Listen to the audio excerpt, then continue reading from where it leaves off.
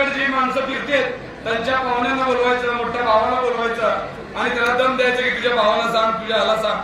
अशा पद्धतीचं जे जे जे करता येत आहे त्या सगळ्या गोष्टींनी आम्हाला त्रास देण्याचा प्रयत्न आहे. पण मला विश्वास आहे ही सगळं क्षेत्र आहे, हा इथं असलेला तालमीचा परिसर आहे. अशा धमक्यांना आमची माणसं कधीही भीक घालणार नाहीत, कारण या सगळ्यांची ताकदच आहे. त्यांच्या सगळ्यांना मला वाटतं आमचा इतिहास माहित नाही. इथे राजन भाऊ आहेत, त्यांना पहिला त्या लोकांना सांगा की आमच्या बापदादांचा पहिला इतिहास बघा आणि मग आमच्याशी बोला.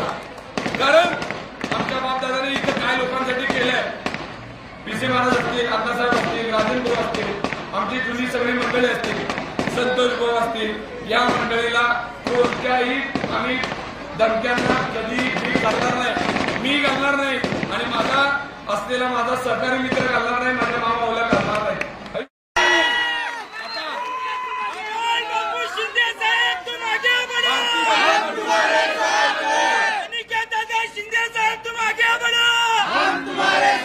भारतीय जनता पार्टीच्या उमेदवारावर राहिलीच नाही. मला माहित आहे ते उमेदवार कधीच मैदान सोडून पळून गेले असते.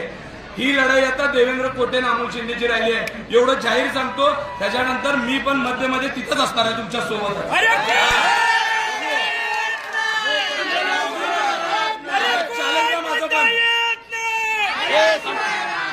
राजकारणात माझं पण तुम्हाला ओपन चॅलेंज आहे. ह्याच्या पुढच्या काळात तुमची आणि माझी गाठ आहे. तुम्ही बघाल ज्या पद्धतीने तुम्ही माझ्या लोकांना मला ज्या पद्धतीने त्रास देण्याचा प्रयत्न करत आहे ना, ही सगळी फेड सोलापूर शहरातली सगळी जनता माझ्या पाठीमागे उभारून दाखवेन. हिंदू असेल, मुस्लिम असेल, आम्ही अतिशय जीवाभावाने एकत्रित राहणारी माणसं आहे. या इथला दलित समाज असेल, इथला सगळ्या 18 पगड जातीची माणसं इथं तुम्हाला बघायला मिळतील. या सगळ्यांच्या जीवावरती तुम्हाला एकच सांगतो, आता सावध व्हा.